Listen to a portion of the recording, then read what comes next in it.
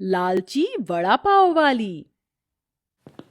माँ, माँ। अरे अरे सोहन बेटा पीछे रहे, मैं वड़ा पाव की चटनी बना रही हूँ, कहीं गिर ना जाए।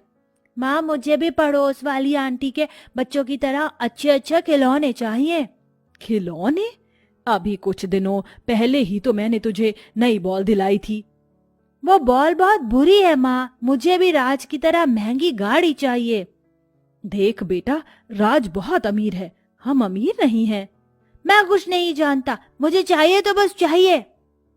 अच्छा, कुछ दिनों का इंतजार कर ले, मैं लाने की कोशिश करूंगी। रेखा ने ऐसे बोलकर अपने बच्चे का मन बहला दिया। कुछ देर बाद उसकी चटनी तैयार हो गई और वो वड़ा पाव बेचने बाजार में अपना ठेला लेकर आ गई। वड़ा पाव ले लो, वड़ा पाव गर्मा गर्म, खट्टी मीठी चटपटी और नारियल की चटनी के साथ वड़ा पाव। अरे रेखा जी, मुझे एक वड़ा पाव दीजिए। देती हूँ। बहुत ही स्वादिष्ट है भाई, इसमें थोड़ी सी मीठी चटनी डालिए ना। अभी डालती हूँ। रेखा ने चटनी डाल दी। उस आदमी ने वड़ा पाव खाया और वो 20 रुपए देकर वहां से जाने लगा। अरे सुनिए, ये आप क्या देकर जा रहे हैं? वड़ा पाव के पैसे। अब वड़ा पाव 20 का नहीं 40 का है। है क्या? 40 रुपए? लेकिन रेखा जी, मैं तो अभी कुछ दिनों पहले ही वड़ा पाव खाकर गया था, तब तो 20 रुपए का ही था। जब 20 रुपए का था, लेकिन अब पैसे बढ़ गए हैं, जल्दी मेरे पैसे दीजिए। उस आदमी ने मुंह सा बनाकर पैसे दिए और वो वहां से चला गया। पूरी दुनिया पैसा बनाने पर है, महंगाई कितनी बढ़ गई है। ऐसे में अगर मुझे भी अमीर बनना है तो मुझे जमाने के साथ साथ ही चलना होगा। अब से मैं वड़ा पाव 40 का ही बेचूंगी, तभी कुछ बात बनेगी। रेखा के मन में अमीर बनने के लिए लालच जाग रहा था। उसने अपना वड़ा पाव के रेट दोगुने कर दिए थे, लेकिन जिन लोगों को उसका वड़ा पाव पसंद था वो अभी भी उसी से वड़ा पाव खरीद कर खाते थे। बहन, अगर 2 दिन तुम्हारे हाथ का वड़ा पाव नारियल की चटनी के साथ ना मिले तो मैं तो चिड़चिड़ी हो जाती हूँ। लाओ, एक बढ़िया सा वड़ा पाव लगाओ। अभी लो। इसी तरह से रेखा की दुकानदारी चल रही थी। वो अच्छी किस्म का माल लगाकर सफाई से वड़ा पाव बनाकर बेचती थी, जिसकी वजह से उसके ग्राहक लगभग बंधे हुए थे। एक दिन रेखा वड़ा पाव बेचने के बाद अपने घर लौट रही थी कि रास्ते में उसे एक बड़ा रेस्टोरेंट दिखाई दिया। कितना बड़ा रेस्टोरेंट है, इसे चलाने वाला भी कितना ज्यादा और अमीर होगा ना। काश मैं भी इतनी अमीर हो पाती, फिर मैं भी मॉल वगैरह से शॉपिंग करती, अपने बच्चों को बड़ी गाड़ी में घुमाती। रेखा ऐसे ही सोचती हुई घर आ गई। जब वो अपने घर के बाहर खड़ी हुई थी तब उसने अपने पड़ोस वाले घर को देखा। वो 2 मंजिल का काफी बड़ा घर था। पास में ही गाड़ी खड़ी हुई थी और परिवार की चहल पहल की आवाजें आ रही थी। एक इन लोगों की जिंदगी है, जो सोचा वही मिल जाता है, और एक तरफ हम गरीब हैं। बस बहुत हुआ, अब मैं और इस गरीबी में नहीं रहूंगी। मैं भी अपने बच्चों को वो सारी खुशियां दूंगी जो अमीर लोग देते हैं।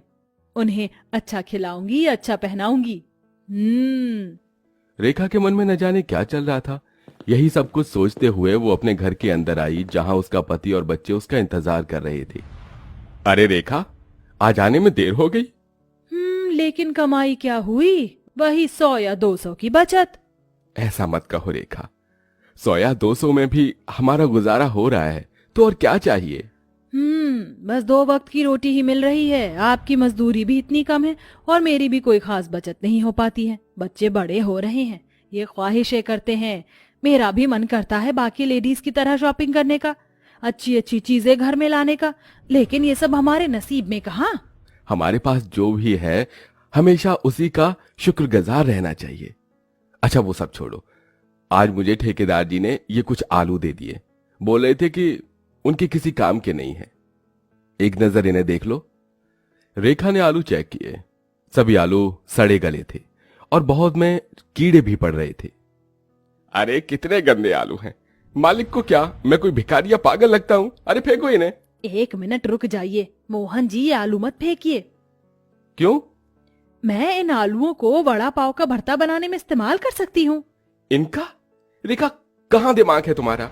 ये चीज तो खराब है और तुम तो नग जैसी चीजों का इस्तेमाल करती थी। जानती हूँ, लेकिन मोहन जी मैंने जान लिया है, ईमानदारी से काम करते रहने से कोई कामयाबी नहीं मिलती है। सुबह से शाम तक ना जाने कितने ग्राहक आते हैं, लेकिन बचत नहीं होती। इसकी वजह है क्योंकि हम कुछ ज्यादा ही अच्छा माल लगाते हैं। पता है, ये बड़े बड़े रेस्टोरेंट वगैरह जो होते हैं ना, ये ऐसी ही चीजें लगाते हैं जिसकी वजह से इन्हें मुनाफा ज्यादा होता है। रेखा, ये तुम कैसी बातें कर रही हो? वो लोग नियत के साफ नहीं होते हैं जो ऐसा करते हैं। तुम चाहती हो कि तुम्हारा चलता हुआ काम ठप हो जाए? मुझे मत सिखाइए मोहन जी, मैं अब इस गरीबी से तंग आ गई हूँ। मैं ना अपने बच्चों की कोई फरमाइश पूरी कर पाती हूँ, ना ही अपनी। लेकिन अब ऐसा नहीं होगा, मैं वही करूंगी जो मेरे मन में आएगा। मोहन ने रेखा को बहुत समझाने की कोशिश की, लेकिन वो नहीं मानी।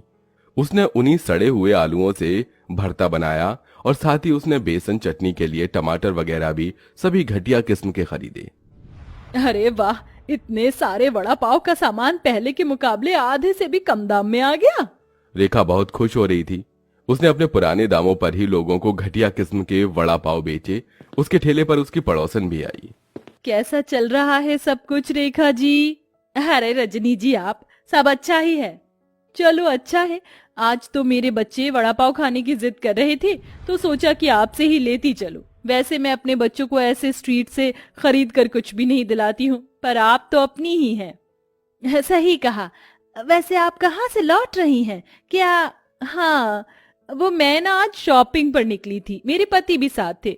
जानती हैं रेखा जी, उन्होंने मुझे एक सोने का हार दिलवाया और साथ में डायमंड रिंग भी। आज तो मैं बहुत खुश हूँ।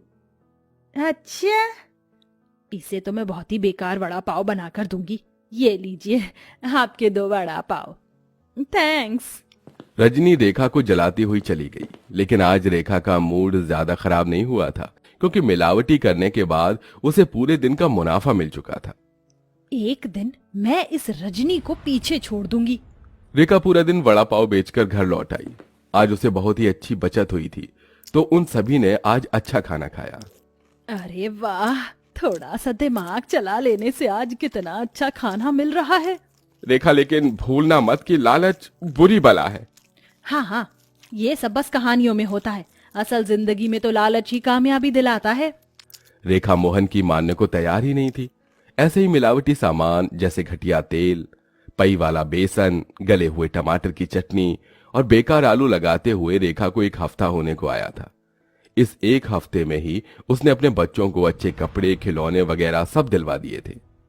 बहन, पहले तुम्हारे वड़ा पाव में जो स्वाद आता था अब वो नहीं आता है। बनाने भूल गई हो क्या? मेरे हाथों का स्वाद तो आज भी वही है। लगता है खाने वालों की जबान में कमी हो गई है। तुम तो पूरी ही बदल गई हो। ये लो बहन तुम्हारे पैसे। रेखा की आदत भी खराब हो चुकी थी। वो अपने ग्राहकों से अच्छे से पेश नहीं आती थी और ऐसे ही चलते हुए अब लगभग 1 महीना होने को आया था। जो लोग रोजाना उसका वड़ा पाव खाते थे, अब वो बीमार पड़ने लगे। ये अचानक से ही मेरा पेट कैसे खराब हो गया?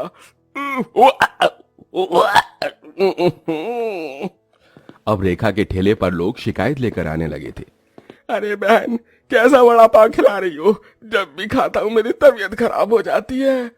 अच्छा, क्या सबूत है कि मेरे वड़ा पाव की वजह से हुआ है? तबीयत तो कैसे भी खराब हो सकती है। जाकर अपना चेकअप करवाइए। रेखा अपने ग्राहकों को इसी तरह टेढ़ा जवाब देकर भगा देती थी, जिसकी वजह से अब उसकी बिक्री बहुत कम हो गई थी। लोग उसके वड़ा पाव खाने ही नहीं आते थे। अरे यार देख वड़ा पाव, चल खरीदते हैं। नहीं, यहाँ से मत लेना। जानती है मेरी दादी माँ बता रही थी ये कोई खतरनाक चीज की मिलावट करती है। इसके यहाँ के वड़ा पाव खाकर सभी की तबीयत खराब हो जाती है। क्या सच? तब तो चल हम कहीं और से लेकर कुछ खाएंगे। अब रेखा के ग्राहक इसी तरह से जाने लगे थे। अब ना उसके बड़ा पाव में वो पुराना स्वाद था और ना ही अच्छा सामान। दिन में अगर एक ग्राहक भी आ जाता था तो वो भी फिर कभी नहीं आता था दोबारा। लगातार ऐसा ही चलने से रेखा परेशान हो गई। उसे अपनी गलती भी महसूस हो रही थी, लेकिन वो उसे मानने को तैयार नहीं थी।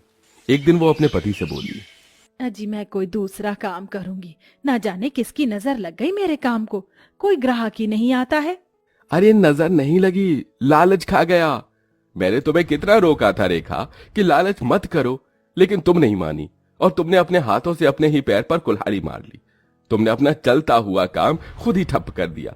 जानती हो, कामयाबी मेहनत से मिलती है, लालच से नहीं।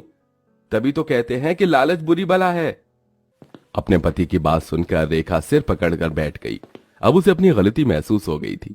उसने आगे से फिर कभी लालच न करने की कसम खाई और वापस से अच्छी किस्म का सामान लगाकर ही उसने काम को दोबारा शुरू किया। धीरे धीरे अब उसके स्वाद से ग्राहक लौटने लगे और अब सब कुछ ठीक होता जा रहा था।